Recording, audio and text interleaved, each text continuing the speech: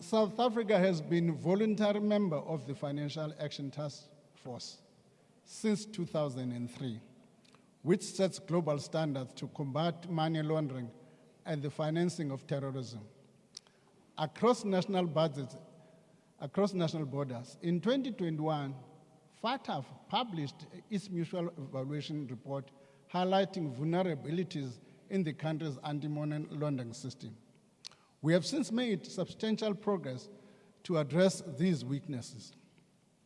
2 laws have been enacted to address the technical deficiencies in the legislative framework, namely the General Laws Amendment Act of 2022, the Protection of Constitutional Democracy Against Terrorism and Related Activism Amendment Act. I must at this stage pause and thank the honorable members for the speed with which these pieces of legislation were processed.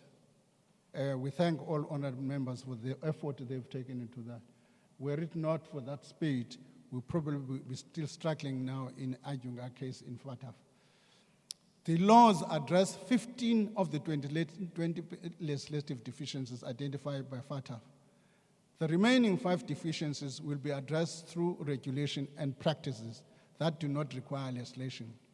We recognize the need to be more effective in implementing our laws, particularly in fighting organized and sophisticated crimes.